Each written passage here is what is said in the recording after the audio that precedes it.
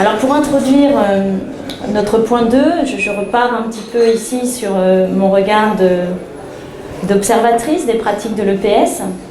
Et je me dis que par rapport à ce qu'on vient d'évoquer, je rencontre moi des enseignants, notamment dans les phases d'entretien, qui sont extrêmement lucides sur des éléments qui pourraient apparaître comme des limites dans les pratiques pédagogiques qui relèveraient du premier modèle. Notamment ce temps moteur effectif donné qui est étudié depuis très longtemps, qui pourrait être, au regard de la conclusion de tout à l'heure, qui pourrait être réduit. Or, notre discipline est avant tout motrice, avant tout pratique. Lorsqu'on fait le constat, et moi il m'arrive régulièrement de prendre mon chrono et de prendre d'un élève lambda et de mesurer le temps moteur effectif de cet élève, et parfois je convoque ce qui semble être un élément au moins de discussion, pas forcément un élément minorant, mais un élément de discussion. Et je trouve que beaucoup d'enseignants qui ne s'inscrivent plus ou moins dans ce modèle-là, en tout cas qui cherchent, je rencontre maintenant beaucoup d'enseignants qui cherchent à favoriser l'engagement moteur et qui sont conscients que ce temps effectif d'activité motrice est au cœur de la discipline. C'est quelque chose que je vois. Est-ce que c'est fondé ou pas, on en parlera. Parfois, je vois en effet, je vous disais tout à l'heure que le biais, c'est que certains enseignants probablement construisent la leçon par rapport à des pseudo-attentes de l'inspection. Il m'arrive, mais c'est rare, je tiens à le dire, c'est rare, de rencontrer des élèves qui s'ennuient face à ces questions, à ces verbalisations, à ces outils qu'on leur propose. Voilà, quand je les regarde, je me dis que ce n'est pas une éducation physique qui correspond à ce qu'ils aimeraient trouver eux au moment où on leur propose ça. Mais c'est mon analyse et c'est mon hypothèse. Et parfois sur l'entretien, j'ai des éléments d'explication qui me permettent de comprendre pourquoi l'enseignant à ce moment-là a proposé cela. Pour autant, je rencontre, et je remercie par là même la EPS, je rencontre beaucoup d'enseignants qui cherchent, par les dispositifs qu'ils mettent en place, à amener les élèves à éprouver du plaisir dans les situations qui leur sont proposées. Et donc, ce facteur limitant de l'ennui, dans beaucoup de leçons d'EPS, je ne le vois pas. C'est-à-dire, je vois des élèves souriants, qui prennent plaisir par les dispositifs qu'on leur propose. Par contre, c'est vrai qu'on ne peut pas passer sous silence, et d'ailleurs ça fait l'objet de sujets au concours, le fait qu'on n'est pas toujours très performant en EPS. Notre fameux éternel débutant, cet élève qui de la 6e à la terminale ne progresse pas dans les apprentissages moteurs, il existe. Il existe. En effet, on a cette problématique de l'éternel débutant. Là aussi, je rencontre des enseignants qui cherchent à lutter contre ce qui nous semble être hautement dévalorisant sur le plan des apprentissages moteurs. Je suis que sur ce registre-là ce soir. Et je vois des enseignants qui cherchent à mettre en place des situations, des dispositifs pour que l'élève dépasse ce statut d'éternel débutant et soit bien un élève qui soit en réactivité à un dispositif qui lui est proposé. On revient à la définition de la compétence, où on veut former un élève qui est en capacité de s'adapter à des environnements différents. Donc moi je vois des leçons de ce type-là. En tout cas, je vois plein de choses. Maintenant, je me dis, et je te pose la question, Gilles, est-ce qu'il existe des recherches qui permettent d'étayer ce souci qu'ont les enseignants de favoriser et de reconquérir ce qui est de l'ordre de l'engagement moteur, ce qui est de l'ordre de la motricité. Agir en EPS, plus que réfléchir, est-ce qu'il y aurait, selon toi, des justifications de nature théorique, scientifique, qui permettraient de fonder cette reconquête-là? J'espère. Alors, on va s'engager donc sur ce deuxième point. Donc, une forme pédagogique qui est bien connue en France sous l'appellation pédagogie par aménagement du milieu. Elle est surtout diffusée dans l'Europe du Sud, Espagne et Portugal sous l'appellation de pédagogie par la contrainte et avec une très grande densité de travaux. Il faut imaginer des dizaines de publications mensuelles sur cette question pendant plusieurs années.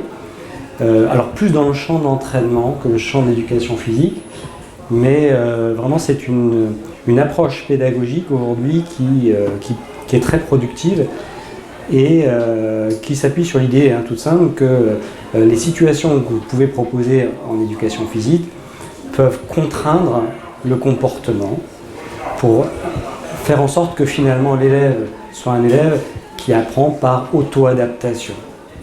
Et cette auto-adaptation repose sur des propriétés du cerveau qui sont magiques. C'est que l'élève apprend de façon implicite. Il apprend à notre insu, tout seul. Il suffit de voir les enfants courir dans la cour de récréation à l'école primaire, attraper des ballons, se dérouiller dans la rue pour jouer au foot ou au basket. Ils apprennent sans réflexion. Les conséquences en termes de comportement s'observent, se mesurent aussi bien au niveau individuel, quand on s'intéresse à la coordination intersegmentaire, qu'au niveau collectif, quand on s'intéresse par exemple à la coordination de plusieurs individus dans un collectif, en sport collectif, ou par exemple dans des sports comme le patinage, l'acrosport, etc. Donc, pour illustrer d'emblée cette approche, une petite question peut-être. Vous avez à l'écran deux situations sur le terrain à gauche et à droite, et la problématique de ces deux enseignants est la même, c'est essayer de faire en sorte que les élèves réussissent à mieux exploiter l'espace de jeu, notamment à exploiter la largeur. Assez classique. L'un d'entre eux va proposer la variable suivante, il va demander aux élèves de systématiquement réussir à toucher un joueur de chaque côté dans les zones qui sont tracées avant d'attaquer la cible. Ça se traduit parfois par vous êtes obligé de faire N passes avant d'aller vers la cible, vous êtes obligé d'aller toucher un partenaire à droite derrière la ligne bleue et à gauche et derrière la ligne bleue avant d'atteindre la cible. Cet enseignant ou ces enseignants ont l'impression, ils ont la volonté d'utiliser un aménagement du milieu. De l'autre côté, on a une situation où l'enseignant met en place 3 cibles. Il y a 3 buts à atteindre et la consigne est très simple, c'est jouer. Et lui, il a cette caractéristique, je reprends cette expression qui m'avait beaucoup marqué d'un collègue portugais qui s'appelle Bruno Trafassos, il dit « Nous, on enseigne en silence ». On enseigne en silence. C'est là que j'ai compris, je crois, ce que c'était que l'approche qu'ils appellent l'approche éco-dynamique, d'un point de vue théorique. Alors, du coup, je me retourne vers l'ancienne prof d'éducation physique, Isabelle. Quelle est la situation qui correspond effectivement le mieux à une pédagogie par aménagement du milieu où l'élève apprend par auto-adaptation? C'est un piège. J'imagine qu'il y a un piège. Moi, je vais dire côté droit, parce que je pense que côté gauche, quelque part, on contraint l'élève, puisqu'on lui demande, on lui impose une passe dans le couloir latéral avant l'attaque de la cible. Alors que côté droit, par les 3 buts, enfin les 3 cibles, il a la liberté de choisir. Non ? C'est-à-dire que la situation côté gauche aménage le milieu, c'est vrai, il y a des plots, des lignes qui sont tracées, mais finalement, on est sur une approche assez classique, assez prescriptive. Vous prescrivez dans cette situation, enfin vous, ceux qui proposent cette situation, prescrivent des règles d'action, des critères de réalisation, des principes opérationnels pour réussir. Je ne sais pas si le vocabulaire a beaucoup changé. Et donc on voit bien que là, on est sur une approche cognitive classique. Ouais, c'est daté après PO, mais du coup, on voit la permanence. Et donc, on voit bien que là, il y a un fond cognitiviste qui perdure. On veut que l'élève applique des connaissances, celles qu'il est censé connaître pour bien agir. Alors, en dépit de l'aménagement du milieu, on reste sur une approche très prescriptive. Alors que de l'autre côté, l'adaptation au milieu, c'est par l'expérience, par l'essai, l'erreur. Alors, est-ce que ça fonctionne ? Dans cette étude de Travassos, il a mesuré 2 variables. La première est très simple, c'est l'espace de jeu effectif. L'aire, quand on prend l'ensemble des joueurs d'une équipe et au milieu on a une aire, et bien l'aire de jeu évolue au cours de la situation. Sans intervention de l'enseignant, les joueurs s'écartent parce qu'il y a 3 buts. La deuxième variable, c'est le centre de gravité, c'est le point qui passe quasiment au centre de cette forme qui est tracée, espace de jeu effectif. Et ce point qui est à équidistance de l'ensemble des joueurs les plus extérieurs, eh bien, il est pris comme une variable du comportement des 2 équipes et ce centre de gravité pour les 2 équipes s'écarte. Finalement, on assiste à cette transformation du comportement qu'on attend tous. Il n'y a plus de grappe en quelques minutes. En quelques minutes pour s'adapter à cette situation. Alors quand je dis en quelques minutes, vous allez voir dans les études qui suivent, c'est souvent sur des temps courts, qu'agissent et que sont réalisées ces études. Vous avez vu que Gilles a un penchant pour le champ d'apprentissage 4. Et moi, ça me fait penser sa présentation à l'instant me faisait dire, est-ce que dans les leçons que je vois dans d'autres champs d'apprentissage, j'ai des démarches un peu de même nature. Et je pense à une leçon très précise que j'ai vue dans le domaine du champ d'apprentissage numéro 1, en athlétisme avec des élèves de 6e. Et il me semble que l'enseignant s'inscrivait dans cette démarche non prescriptive. Je vous décris la scène, c'est un terrain de foot en synthétique dans lequel il y avait plein de matériel et plein de couloirs dans lesquels les élèves fonctionnaient en autonomie. L'enseignant était silencieux, mais il avait avant vraiment préparé sa leçon sur le plan matériel, et les élèves circulaient dans des environnements très différents. Alors, d'un côté extérieur, on pourrait dire c'est un peu comme au centre de loisirs. D'un côté des lattes à franchir, de l'autre côté des plots avec des courses en zigzag, de l'autre côté une course complètement libre mais une grande zone à franchir, plein d'environnements très différents. Et puis dans l'entretien évidemment et dans sa préparation de leçon, l'enseignant visait véritablement la construction par l'élève de l'adaptation de sa foulée en fonction de ses environnements et l'impact de ces environnements sur des problèmes de posture et d'équilibration, bien sûr. Et j'ai l'impression qu'on est dans ce modèle-là. Je me trompe ou... Non, et on va retrouver ces formes de pratiques pédagogiques dans différents champs d'apprentissage, pour reprendre le registre de discours de l'éducation physique. Il y a beaucoup d'études actuellement qui sont menées aussi dans les sports dits d'interception, baseball, tennis de table. Il y a des méta-analyses très récentes qui ont été publiées en 2020 et qui montrent des effets assez intéressants en termes de comportement rapide quand on cherche à orienter le comportement, à inciter à produire des trajectoires, à produire des déplacements pour intercepter des mobiles dans tous ces sports. Alors j'ai l'impression que dans le champ d'apprentissage 3, dans ces activités morphocinétiques, on voit peu ça. En tout cas, moi je le vois quasiment rarement. Ce côté provoquer l'adaptabilité motrice des élèves par les contextes que je mets en place. Et pourtant, j'ai observé une fois une pratique que je trouve intéressante, je te la soumets. Je ne sais pas si elle est en lien avec ce modèle-là. C'est de l'apprentissage de la roue. En gymnastique, tout le monde connaît la roue. Il y a une situation qui pour moi serait plutôt partie gauche et une autre partie droite, tu me dis, c'est du direct, je sais précisément. D'un côté, vous savez, cette roue qui permet le renversement du corps, l'alignement des segments. On propose une situation dans laquelle on met 2 tapis verticaux ou un mur protégé d'un tapis et un autre tapis, et on dit à l'élève, tu dois passer sans que tes pieds touchent de chaque côté. Et puis dans un autre cas, on met une situation, j'ai observé ça une fois, avec une zone. Ça, c'est la zone de tes pieds. Là, il y a une zone interdite. Là, c'est la zone de tes mains. Et là-bas, c'est à nouveau la zone de tes pieds. Tu te débrouilles et tu dois traverser en avançant cet espace. Alors, j'ai l'impression que quand je compare les deux, d'un côté, je suis sur la partie gauche et de l'autre sur la partie droite. Est-ce que c'est un peu de même nature, toi, le grand gymnaste? Oui, ça commence.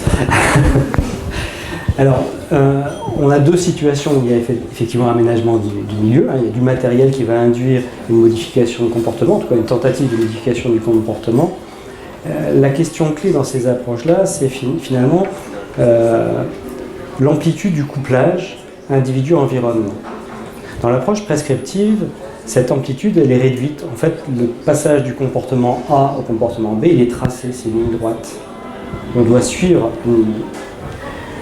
Dans l'approche écodynamique, on va ouvrir un cône de possible et ça va être aux pratiquants d'explorer ce couplage en tâtonnant, en essayant, en recommençant. Donc quand on ouvre, on ne prescrit pas, et donc il faut trouver des situations effectivement qui laissent l'élève expérimenter, tâtonner. La difficulté, c'est l'ampleur de cette ouverture. C'est-à-dire que dans ce type de pratique pédagogique, si on a une situation dont l'exploration du couplage est trop importante, trop vaste, on risque d'avoir un élève qui tâtonne, mais qui ne s'adapte pas, qui finalement se démotive parce qu'il est en échec. Et donc finalement tout le jeu d'ajustement pédagogique va consister à réduire le cône suffisamment pour que le champ des possibles soit acceptable sans enfermer l'apprenant sur la seule ligne droite où il doit effectivement placer ses pieds, ses mains à des endroits précis. Il n'a pas le choix, il est extrêmement guidé, extrêmement contraint. Et donc là, on sort de cette approche pédagogique. Donc si je poursuis ce jeu de réflexion sur cette situation gymnastique, tu me conseilles par exemple de réduire les zones, elles ne sont pas très larges, je les réduis pour favoriser ce renversement et éventuellement j'arrive avec mes tapis. Oui. Donc à un moment donné, je vais prescrire.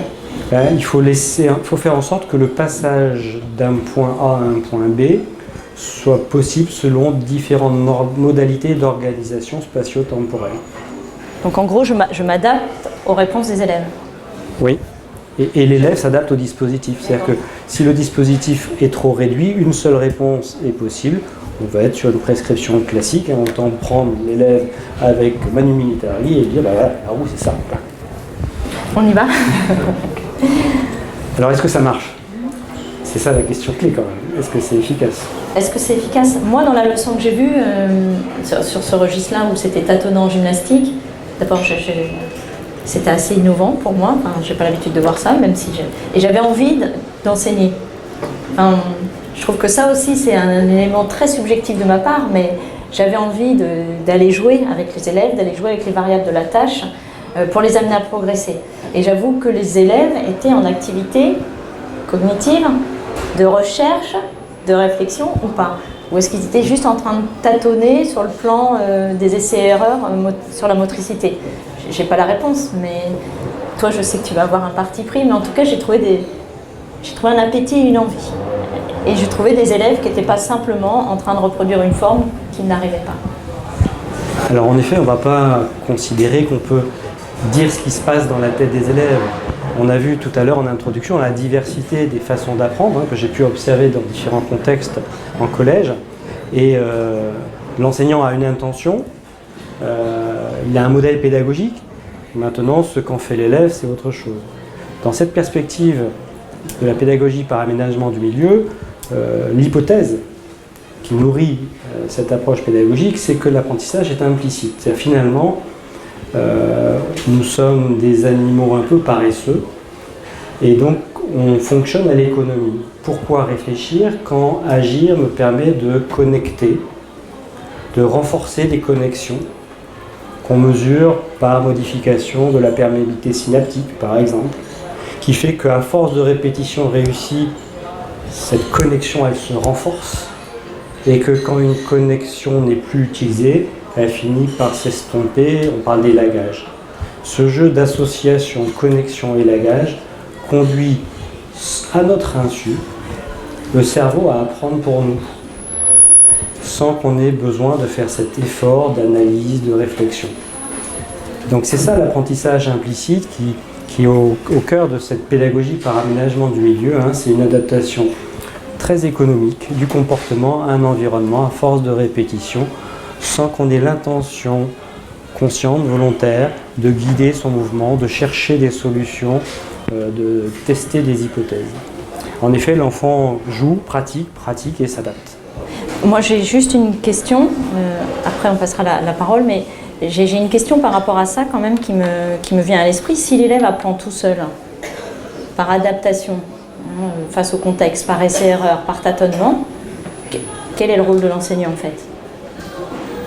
S'il apprend tout seul, je n'ai plus qu'à mettre mes environnements en place et puis je vais faire autre chose en attendant. S'il apprend lui-même, bon, je suis sur la surveillance bien évidemment, mais quel est son rôle à ce moment-là? Et puis, est-ce que tu as des éléments pour nous garantir que c'est efficace? C'est-à-dire qu'il n'est pas simplement dans le jeu avec cet environnement, dans cet expérientiel, mais qu'il est bien dans la transformation et dans l'évolution au service de ses progrès moteurs.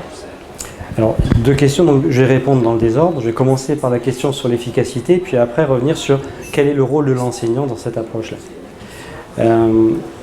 En termes d'efficacité, je vous dis, il y a beaucoup d'études, donc aujourd'hui, je ne vais pas vous présenter une étude parmi d'autres, je vais vous présenter une méta-analyse, c'est un ensemble d'études qui, à un moment donné, nous permettent de dire qu'il y a une tendance lourde. Cette méta-analyse, celle-ci, c'est sur 26 études, Sport-Co encore,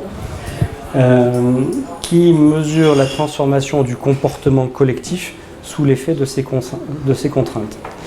Et ce qui est intéressant, c'est alors il y a des effets de transformation qui sont avérés, mais surtout ces effets sont obtenus sur des temps courts, 1 à 5 sessions de pratique, et une session ça peut être 10 minutes de pratique, 5 minutes de récupération, 10 minutes de pratique. Donc parfois ça se réduit à 20 minutes de pratique. Plus souvent on est au moins à 20 minutes, à 30 minutes de pratique par session. Donc on voit bien que c'est cet effort d'aménagement du milieu de l'enseignant et les contraintes qu'il manipule produisent des effets. Donc quel est son rôle maintenant? Quel est son rôle? Alors en effet, on pourrait considérer, s'il doit enseigner en silence, qu'il est un peu tranquille. Son rôle, il est vraiment en amont. C'est un rôle particulièrement difficile parce qu'on doit faire preuve d'une véritable ingéniosité pédagogique pour trouver les bons leviers, les bons aménagements. Et ce qui est intéressant dans cette approche, je trouve, c'est qu'il nous offre un guide de conception. Alors ce guide de conception, il tient en 4 principes qui vont vous parler. C'est souvent, comme souvent en recherche, on ne fait que mettre en mots des choses qui sont des choses de bon sens. On enfonce des portes ouvertes, je dis parfois, mais c'est vrai que c'est un peu ça. En tout cas, on valide peut-être des choses que l'on sent, des intuitions qui sont bien établies déjà chez les professionnels. La première chose, c'est qu'une bonne situation, c'est une situation dont la complexité est dosée. Alors la complexité, c'est quoi? C'est le fait que ce couplage entre un individu et l'environnement, il s'ajuste aux possibilités de cet individu. Ni trop complexe, parce qu'on va faire un pas en avant, il faut se transformer, et sans complexité, il n'y a pas de transformation, il faut trouver cet ajustement. La deuxième chose, deuxième principe, c'est l'exagération. Dans cette complexité, l'idée de ses collègues, c'est de promouvoir, d'orienter un comportement plutôt qu'un autre, orienter vers un comportement plutôt qu'un autre. Et donc il s'agit d'exagérer pour promouvoir un comportement. Est-ce qu'on peut exagérer, y compris en déstructurant cette référence culturelle qu'est une activité physique et sportive? Je te donne un exemple, puisque tu as mis une photo de tennis de table. Est-ce que par exemple on peut amener les élèves à jouer sur 2 tables en parallèle ou 2 tables en alignement? C'est pas exagéré comme exagération, j'ai envie de dire. On peut s'autoriser cette liberté-là? C'est efficace? Alors je ne sais pas si c'est efficace parce que je ne l'ai pas éprouvé scientifiquement, par contre je l'ai éprouvé pratiquement. C'est quelque chose que j'ai pu faire avec mes élèves, à 2 tables l'une derrière l'autre. Et donc en effet on est sur l'exagération d'un comportement. La réponse à ta question sur le plan scientifique, elle viendra juste après, parce qu'il y a un 3e principe qu'il faut prendre en compte. J'exagère un comportement, mais je réduis la situation également de sorte à ce qu'il y ait suffisamment de répétition de ce comportement pour le stabiliser. La réduction, c'est très simple, c'est faire en sorte que le comportement soit plus souvent produit que dans la situation de référence. En sport collectif, c'est simple, si on joue à 6 contre 6, on aura 2 fois moins l'occasion de faire des dribbles ou des passes que si on joue à 3 contre 3. Donc il faut réduire la situation pour promouvoir de la répétition. Alors peut-on aller dans cette réduction jusqu'à une situation qui serait très épurée? On reste dans les sports de raquettes, le saut de balle et le travail du service, ou en badminton, pareil, un saut de volant, et on n'effectue que des services pour améliorer cette efficacité au service. Alors par exemple, la réduction en tennis de table pourrait être de dire, voilà, vous avez une série de N services, une tâche avec par exemple 10 services consécutifs, et l'échange devra être rompu en 3 coups. Donc ça veut dire que tu réduis tout en laissant un paramètre important qui est l'opposition. L'opposition. Donc pour toi, réduire sans opposition, ça n'entre pas dans ce cadre, ou en tout cas, c'est pas garant de progrès. C'est pas garant de quelque chose qui va derrière, c'est la représentativité. Mais je reste sur l'exemple. Si on fait répéter sur un temps de 10 minutes avec cette consigne, l'échange doit être rompu en 3 coups, on va avoir plus l'occasion de servir, l'échange va être plus court, donc plus l'occasion de servir que si on laisse l'échange se dérouler sans cette consigne. Donc ces 4 indicateurs sont interdépendants. C'est-à-dire que je ne peux pas réduire si je n'assure pas la représentativité, c'est ça? Tout à fait. Et la représentativité, alors c'est peut-être le plus important pour le prof d'éducation physique, c'est un principe qui favorise le transfert. La représentativité d'une situation renvoie au fait que le comportement qui est produit soit suffisamment fidèle pour ressembler au comportement qui va être produit en situation de référence. Donc la fidélité du comportement, c'est la ressemblance entre le comportement en situation d'apprentissage et en situation cible, la situation de référence.